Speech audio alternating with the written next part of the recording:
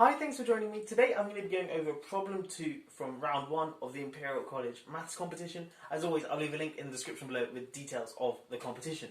Anyway, this is the problem I'm going to be tackling today. We have a square matrix A in ZPZ, so the elements 0, 1, 2, 3, all the way up to p minus 1, where p is just some natural number, such that a to the n minus I is invertible for all natural numbers n. Prove that there exists m in the natural numbers such that a to the m is the zero matrix.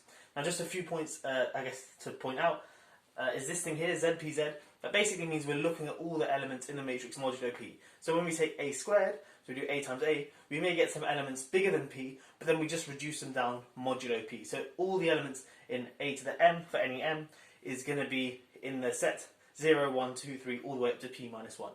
Okay? So if you want to have a go at this problem, pause the video now and give it a go for yourself, and I'm going to jump straight into a solution.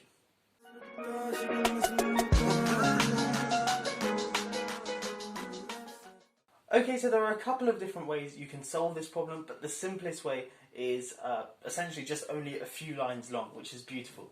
Okay, so firstly, we're going to use the pigeonhole principle. So the thing is to note that A is some square matrix, so let's say it's, I don't know, a k by k square matrix, but we know that every element can either be 0, 1, 2, 3, all the way up to p minus 1, and that applies for each of the k squared elements.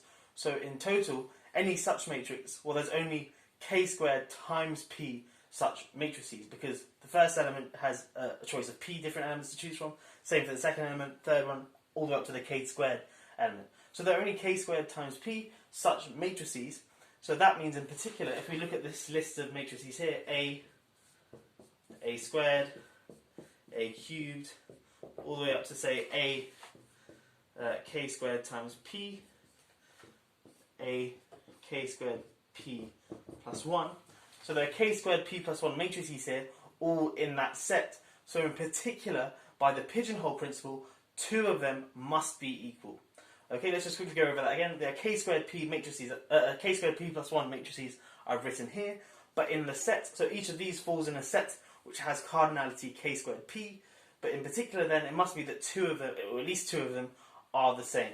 So in other words, there exists, let's say, Rs in the natural numbers, in particular in this, one of these exponents here, and let's say without loss of generality R is bigger than S, such that a to the R is equal to a to the S. Okay, but then what I'm going to do is just bring the S onto the left hand side. So this implies that a to the R minus a to the S is the zero matrix. Okay, but now we can sort of factor out an a to the S. So we get a to the S times a to the R minus S minus I equals 0. So let's just check that gives us that. Well, if we just expand this out, a to the S times a to the R minus S gives us a to the R, and a to the S minus, a to the S times minus the identity gives us the minus a to the S there. So this thing here holds. But remember, one of the assumptions we made that also R minus S is a positive natural number by this thing here. One of the assumptions we made is that a to the n minus I is invertible for all natural numbers n, so in particular when n equals R minus S. So this thing here is invertible, so we can multiply or post-multiply both sides by this guy's inverse, so then we can conclude that a to the S must be the zero matrix. And that is the problem solved. You can also solve this problem using Cayley-Hamilton theorem, but I think that's just overcomplicating things. This is a really nice short solution using the pigeonhole principle. Anyway, I hope you have enjoyed this video. I will catch you in the next one. Have a great day.